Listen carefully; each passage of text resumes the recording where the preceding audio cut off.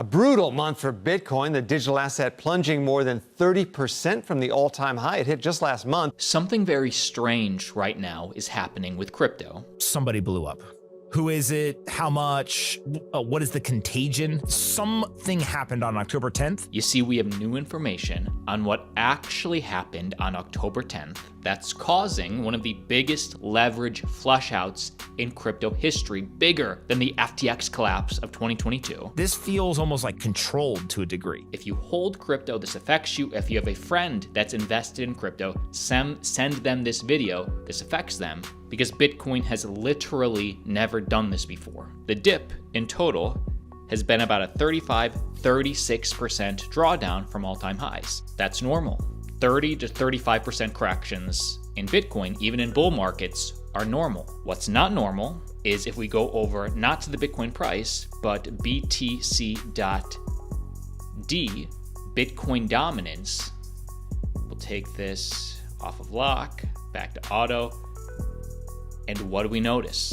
With this last big Bitcoin dip, Bitcoin dominance didn't go up like it has usually done time and time again.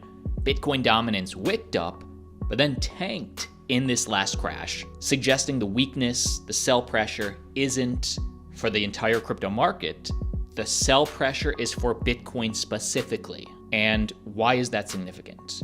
Well, to me, that shows us that one very large entity is specifically and aggressively selling Bitcoin en masse, and they're only selling Bitcoin. I loved this analysis from the Anthony Pompliano podcast. October 10th, when there was the big liquidation, if people remember, went from like 120, 122,000 to like 106, 108, something like that in the span of a couple of hours. That was the bigger liquidation than during FTX or any of these moments. I think it ended up being something like 19 or $20 billion of leverage. Somebody blew up. Who is it? How much? What is the contagion from that type of event, right? You know, kind of what all the like something happened on October 10th, which is right about when we went from the top and we've just been down only since then. And so you've got some sort of selling. Now, there are people who will look and say, oh, on Binance, people are selling at 9:30 every single day. It must be some sort of, programmatic suppression, blah, blah.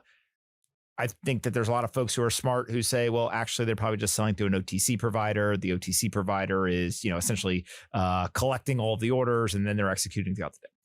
So I think that there's a blessing and a curse. The people in the Bitcoin and crypto world, they actually understand the technology and the assets really well. They don't have tons of experience in the traditional financial system compared to traditional folks. And so you get a lot of like rumors and speculation and like assumptions and frankly, just like they don't understand how the systems work, which is an overgeneralization. There's some people who do, but for the most part, traditional finance understands it better. So that's one, is there's been a blow up. And here's where things get interesting, because leverage flushouts on their own are not bad. In fact, that's healthy. That usually allows the bull market to go on longer. We see leverage flushouts every bull cycle at these big price dips. Again, normal. This one's different though. My guess is the October 10th, that's like the most credible, realistic thing, is somebody blew up, there's contagion, and we go down. Now, the question that I think I have is, we've seen this before, but usually the liquidation has not been over a month and a half. It's been pretty violent. It's kind of like a market sell order almost, right? And so if you look at the capitulation point of FTX, we were kind of in a bear market, and then you got that final capitulation. This doesn't feel like that. This feels almost like controlled to a degree. And so it's left me thinking there's some piece of information we don't have that in hindsight we'll be able to explain what's going on right now, but we don't know at the moment. So considering that this leverage flush out was not the capitulation moment at the end of a cycle like FTX, but was the start or happened mid or at the top of the cycle, what comes next for Bitcoin? And it's important we actually look at the data. By the way, it's completely free. It costs you nothing. Click subscribe to Altcoin Daily. We drop one video per day, keeping you informed on crypto. And now that Bitcoin dominance has broken under the 50-week moving average, as well as the Bitcoin price broken under the 50-week moving average, let's update our opinion, because smart investors are always intaking information and updating our investors' thesis or opinion as new information comes into play. That's what smart investors do. And this is a little frightening. Only the 6th time in Bitcoin history that the Bitcoin price has been this oversold. So this is looking at Bitcoin's relative strength index that, based on price history, tells us if the asset is looking more oversold or overbought. Right now, we are severely oversold, and historic major bounces have occurred between 25 and 35, and we are currently at 35. So this is Bitcoin's RSI on the weekly, and not that we can't go lower. Again, we're around 35. We've gone historically into the 25s if you want to go into the weekly RSI during the FTX collapse. But this tells us historically we should expect a bounce eventually. Bitcoin has dipped 35% without any real bounce, which is concerning because enough buyers have not stepped in yet. We just keep going lower. Ideally, we would see a bounce around here. Then the question becomes, is it a dead cat bounce? Or is the bull market continuing? Because again, this was not a normal crash. It had nothing to do with Bitcoin's fundamentals. The fundamentals for crypto only getting better, but something broke on October 10th. And now that we're under the 50-week moving average, to me, these are the 3 most likely scenarios, starting with the bull scenario. My best case scenario, this is the hopium. The bullish scenario is that we have already bottomed. Now the next big resistance is going to be back above this 50-week moving average, because as we can see, if we are, what people expect, if this truly is the bear market, now that we have broken under the 50-week moving average, we'll have to bounce around for a while, and then eventually when we can retest it again, if it's a bear market, we're going to get that fake out and then rejection. That tends to happen. This usually sets the bear, sets the bull market. The ultimate scenario is we make our way up, maybe the 50-week moving average hits, now goes at 103 when we broke below it. Maybe now it's going to be in the next few weeks, 98, 100, and we break above it and the bull market continues. And by the way, it's not the price action to the downside or the upside, but to the downside that truly marks a bear market. It is the time it takes, because everybody would love for Bitcoin to dip to 80,000, maybe 70,000, maybe 65,000, and they'd say, "Oh, I'll buy it up immediately. It's a no-brainer.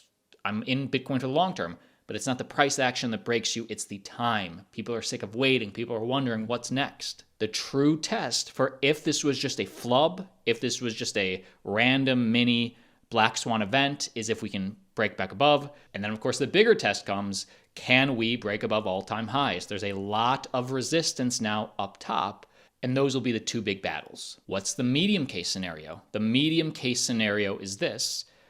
Bitcoin, I kind of just said it, Bitcoin retests this up here. We get rejected off of the 50-week moving average, and that brings us down. And then for the next 3 to 4 months, we are chop-solidating between $100,000 and can go as low as 60, right? There's a ton of support around here. That's the medium case. And again, it's not the price action, it's the time it takes in a bear market. Will this last a year? Or maybe things have changed. Institutions are here now.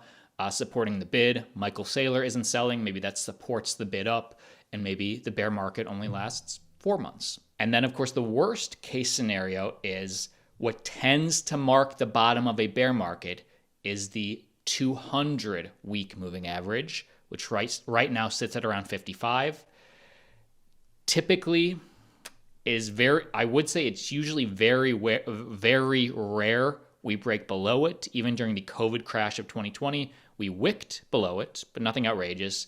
We did break below it during the FTX collapse. So that is something that was new to Bitcoin. Of course, a great buying opportunity if you had the guts to buy around $16,000.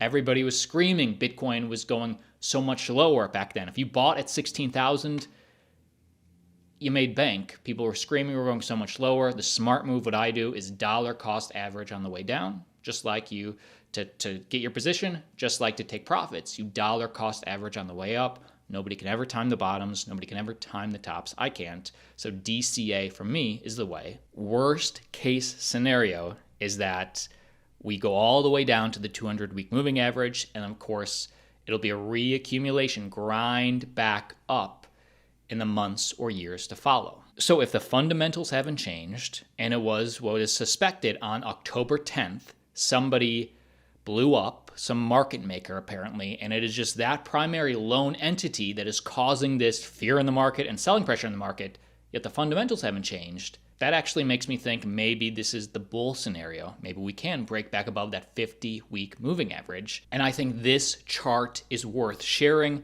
easily. One of the most important charts right now for Bitcoin, and almost nobody is aware of it. Click the like button right now if you appreciate this perspective, if you appreciate me finding these experts, these analyzers, and bringing it to you. This is important. One of the most important Bitcoin charts that you have most likely never seen. Essentially, it is estimating the floor of Bitcoin based on how much it costs to produce. We know Bitcoin has miners. The miners tend to set a floor. We see this throughout history. Notice how many times Bitcoin has found support at this estimated cost of production red line.